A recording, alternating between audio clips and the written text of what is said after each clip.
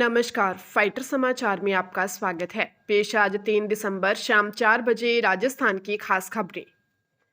राजस्थान लोक सेवा आयोग द्वारा असिस्टेंट प्रोफेसर एग्जाम 2025 का आयोजन 7 से 20 दिसंबर तक किया जाएगा। राजस्थान का जनरल नॉलेज एग्जाम 7 दिसंबर को दोपहर 12 बजे से 2 बजे तक होगा। इसके बाद विभिन्न ऐच्छिक विषयों के प्रश्न पत्रों की परीक्षा का आयोजन 8 से 20 दिसंबर तक प्रतिदिन 2 पारियों में किया जाएगा। प्रथम पारी का समय सुबह 9 बजे से 12 बजे तक और द्वितीय पारी का समय दोपहर 2:30 बजे से शाम 5:30 बजे तक रहेगा। परीक्षा में प्रत्येक प्रश्न पत्र हेतु OMR उत्तर पत्रक के 5वें विकल्प को भरने के लिए 10 मिनट का अतिरिक्त समय भी दिया जाएगा। आयोग सचिव ने बताया कि परीक्षा के प्रवेश पत्र कल 4 दिसंबर को आयोग की वेबसाइट एवं SSO पोर्टल पर अपलोड किए जाएंगे। अभ्यर्थियों की परीक्षा जिला की जानकारी पहले ही अपलोड कर दी गई थी। चित्तौड़गढ़ जिले के कपासन में प्रवर्तन निदेशालय ED की टीमों ने ऑनलाइन गेमिंग ऐप संचालक बालमुकुंद इनानी के ठिकानों पर छापेमारी की। जयपुर मुख्यालय से पहुंची टीमों ने यह कार्रवाई की। मिली जानकारी के अनुसार ED की टीमों ने इनानी की राजमार्ग स्थित होटल सोमानी मोहल्ला स्थित उनके आवास और उनके भाइयों के ठिकानों पर एक साथ छापे मारे। कार्रवाई स्थलों पर केंद्रीय रिजर्व पुलिस बल तैनात किया गया था। जिले में अन्य स्थानों पर भी इसी तरह की कार्रवाई चली। हालांकि टीम के सदस्यों ने अभी तक इस संबंध में कोई आधिकारिक जानकारी नहीं दी है। बालमुकुंद इनानी कांग्रेस पार्षद भी हैं। इनानी पर ऑनलाइन गेमिंग से जुड़े कई मामले दर्ज हैं। वह लंबे समय से फरार है। श्रीगंगानगर जिले में रिश्वत के दोषी पटवारी को अदालत ने 3 साल कठोर कारावास व 12,000 रुपये जुर्माने की सजा सुनाई है। यह निर्णय भ्रष्टाचार मामलों के स्पेशल कोर्ट के न्यायाधीश शैल कुमारी सोलंकी ने सुनाया। दोषी भादरा के गांव बैर निवासी पटवारी जगबीर सिंह को 2010 में गिरफ्तार किया गया था। मामले के अनुसार भादरा क्षेत्र के गांव गांधीबड़ी निवासी जाकिर हुसैन ने हनुमानगढ़ में ACB के ASP को शिकायत दी कि उसने व उसके भाई सकूर दीन के नाम से 2 भूखंड खरीदे थे। इन भूखंडों का इंतकाल कराने के लिए पटवारी जगबीर सिंह से संपर्क किया। पटवारी ने इंतकाल दर्ज करने के काम के एवज में 10,000 रुपये रिश्वत मांगी। सत्यापन में शिकायत सही पाई गई। दोषी पटवारी ने शिकायतकर्ता से 8,000 रुपये में इंतकाल दर्ज करने का सौदा कर लिया। 1 जुलाई 2010 को पटवार घर में जैसे ही यह रिश्वत की रकम पटवारी जगबीर सिंह ने ली, तभी ACB की टीम ने उसे रंगे हाथों पकड़ लिया। राजस्थान में भारतीय चुनाव आयोग की ओर से चलाई जा रही विशेष गहन पुनरीक्षण यानी SIR प्रक्रिया का फायदा उठाने के लिए साइबर क्रिमिनल्स ने नया तरीका अपनाया है। ठग सोशल मीडिया और SMS पर फेक मैसेज भेजकर फ्रॉड कर रहे हैं। आमजन को डराया जा रहा है कि यदि उन्होंने तुरंत SIR फॉर्म नहीं भरा तो उनका वोटर कार्ड रद्द हो जाएगा, वोटर लिस्ट में नाम काट दिया जाएगा। इस तरह से डराकर OTP और रुपयों की डिमांड की जा रही है। राजस्थान पुलिस की ओर से आमजन को साइबर क्रिमिनल्स के नए स्कैम से सतर्क किया जा रहा है। DG cyber crime Sanjay Agarwal ने बताया, साइबर क्रिमिनल्स की ओर से फ्रॉड के लिए फेक लिंक भेज रहे हैं। लिंक पर क्लिक करने के बाद लोगों से SIR फॉर्म प्रक्रिया पूरी करने के बहाने 1 टाइम पासवर्ड और तथाकथित प्रोसेसिंग फीस के तौर पर रुपए मांगे जा रहे हैं। नया स्कैम के तहत आमजन से रुपए लूटे जा रहे हैं। कोटा में centre counselling of research Ayurvedic science के एग्जाम में स्टूडेंट्स को नकल करवाने के आरोप में पुलिस ने 4 आरोपियों को गिरफ्तार किया है।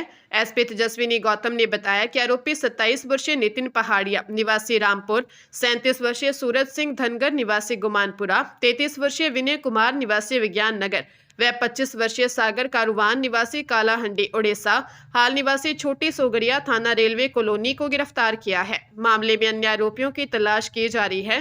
दरअसल 27 नवंबर को CCRAS में MTS पद के लिए RK-पुरम सेंटर पर ऑनलाइन एग्जाम चल रहा था। सेंटर पर स्टाफ के लोग स्टूडेंट्स के पास बार बार आ रहे थे। उनके पास प्रश्न के हल लिखे प्रिंट की कॉपी थी जो चुनिंदा परीक्षार्थियों को दे रहे थे। टोकने पर सेंटर पर मौजूद स्टाफ परीक्षार्थियों के साथ धक्का मुक्की की, जिसके बाद परीक्षा दे रहे स्टूडेंट्स ने हंगामा कर दिया और सेंटर के बाहर नारेबाजी शुरू कर दी। सेंटर पर मौजूद स्टाफ मौके से फरार हो गए। एग्जाम देने आए बयावर निवासी फरियादी रवि प्रताप ने थाने में शिकायत दी थी। जोधपुर जिले की कुड़ी पुलिस थाने में हुआ विवाद का मामला हाईकोर्ट में पहुंच गया।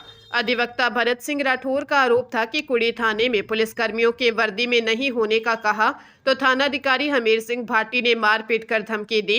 विरोध में वकीलों ने थाने में प्रदर्शन किया। वरिष्ठ अधिवक्ता डॉक्टर सचिन आचार्य ने हाईकोर्ट में कुड़ी थाने का घटनाक्रम बताया। हाईकोर्ट ने मामले में स्वप्रसंज्ञान लेते हुए police commissioner Om Prakash, DCP पश्चिम विनीत कुमार बंसल और कुड़ी थानाधिकारी हमीर सिंह भाटी को पेश होने के आदेश दिए। Commissioner Om Prakash, DCP waste Vineet Bansal और एडीसीपी रोशन मीणा कोर्ट में उपस्थित हो गए।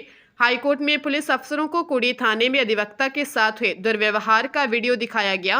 कोर्ट ने दोषी पुलिस कर्मियों पर कार्रवाई के आदेश दिए। कोर्ट ने हिदायत दी कि पुलिस कर्मियों को सॉफ्ट स्किल ट्रेनिंग दें। इसमें बताया कि उन्हें किससे किस तरीके से बात करनी है, लोगों से कैसे पेश आना है। कोर्ट में अगली सुनवाई 1 सप्ताह बाद होगी। डीग जिले में पैसे नहीं देने पर 16 साल के नाबालिग बेटे ने मां की हत्या कर दी। लड़का 7,000 रुपये मांग रहा था, मां ने देने से मना कर दिया था। घटना कामा इलाके की राधा नगरी कॉलोनी की है। एएसआई अंतुलाल ने बताया कि सौराब सिंह ने नाबालिग बेटे के खिलाफ मर्डर की रिपोर्ट दी है।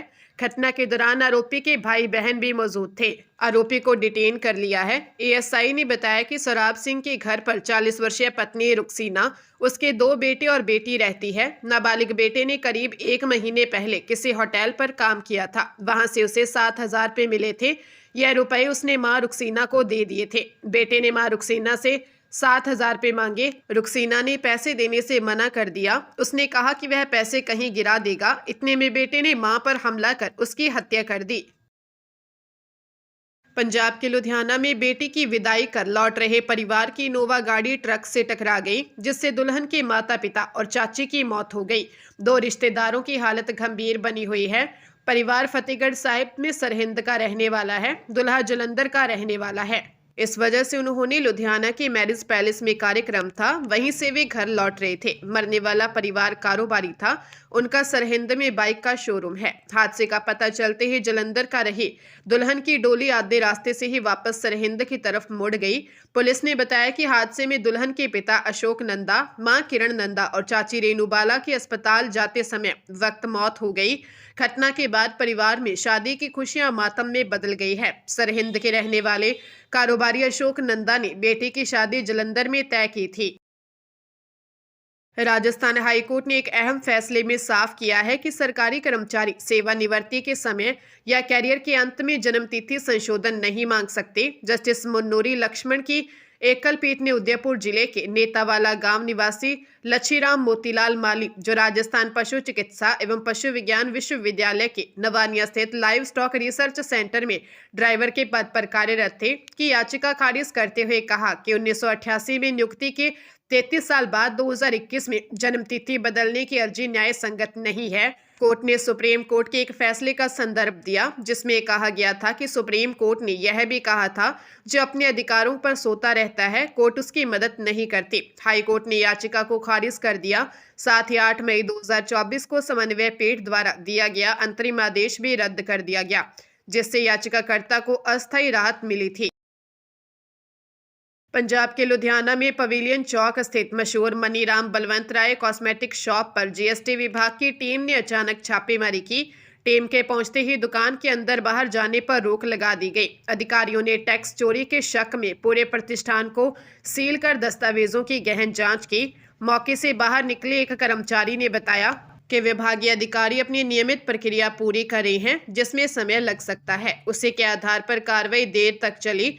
सूत्रों के मुताबिक टीम की लंबी मौजूदगी को देखते हुए अधिकारियों के लिए देर रात खाने की व्यवस्था भी करवाई गई। हालांकि विभाग की ओर से अब तक किसी भी तरह का औपचारिक बयान जारी नहीं किया गया है। इधर पवेलियन चौक पर मौजूद स्थानीय व्यापारी और राहगीर पूरे घटनाक्रम पर नजर बनाए हुए हैं। वही दुकान का सामान्य संचालन विभागीय कार्रवाई पूरे होने तक पूरी तरह से बंद कर दिया गया है।